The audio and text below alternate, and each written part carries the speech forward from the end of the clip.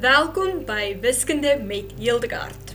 Vandag kyk ons na vraag 8.3 van die NSS 2024 vraestel.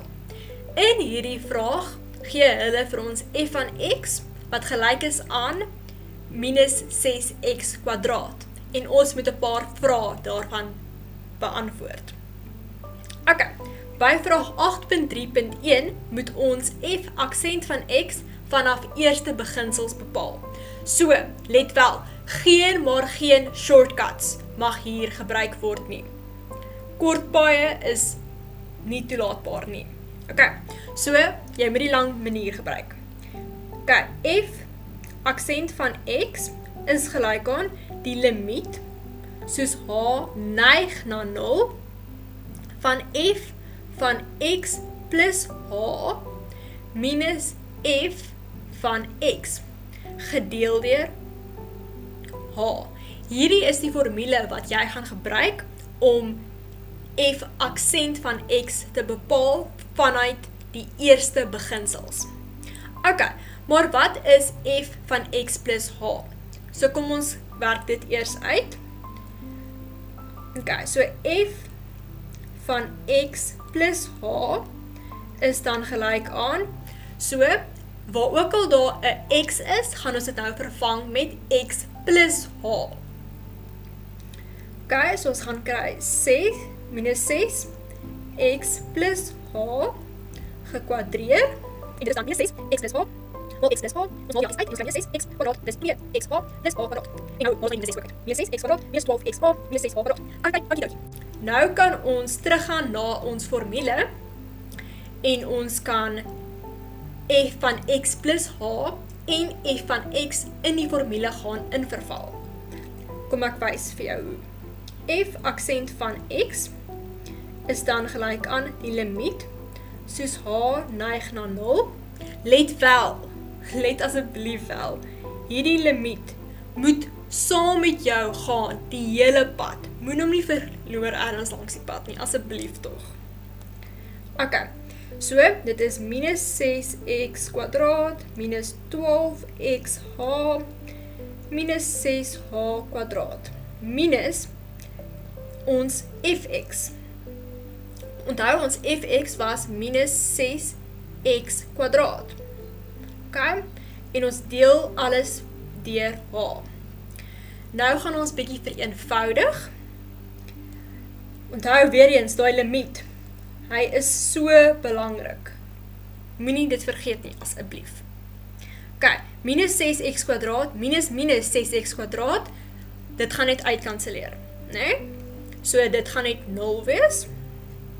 So ons bly oor met minus 12xh minus 6h kwadraat, gedeel deur h. Kom ons faktoriseer 'n h uit die noemer.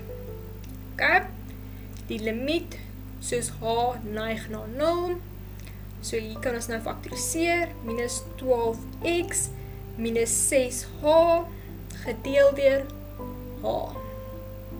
Nou kan ons uitkanselleer, so die h's kan uitkanselleer, en ons bly oor met die limiet, soos h neig na 0, van minus 12x minus 6h.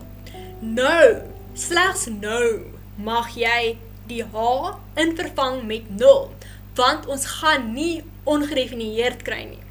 Voorheen sou ons ongedefinieerd gekry het, so dit is hoekom ons moes aanhou met die proses.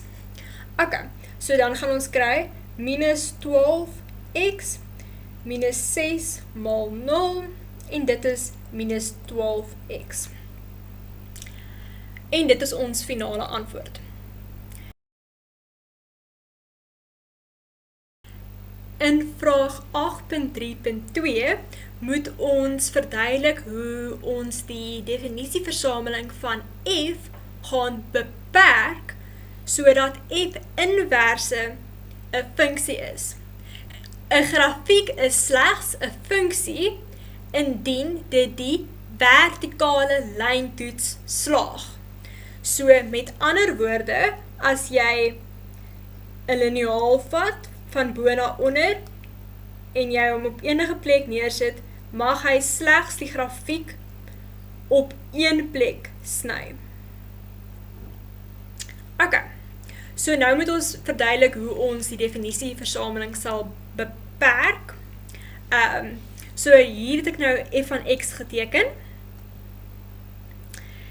en ons moet dit beperk, so ons gaan sê dat x moet kleiner 0 wees. Ok, so met ander woorde, ons gaan nou slegs na hierdie gedeelte kyk van f van x. Okay? En dan sal my grafiek regwerk. Okay. By die volgende vraag, by 8.3.3, moet ons die vergelyking van f inverse van x bepaal vir f inverse van x kleiner gelyk aan 0, en ons moet dit in daardie formaat skryf. So onthou, f van x was gelyk aan minus 6x kwadraat.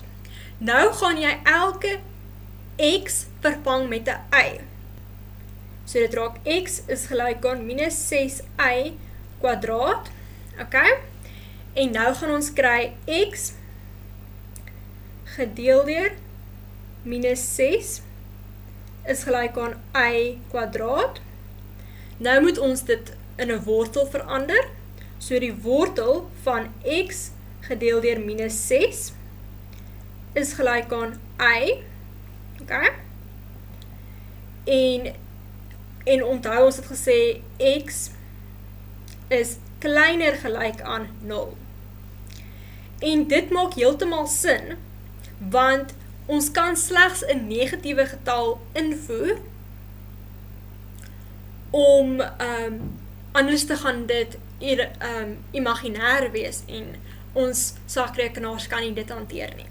So hierdie is jou finale antwoord. En dit is die einde van die vraag. Baie dankie en onthou om te subscribe as jy dit nog nie gedoen het nie. Lekker dag verder.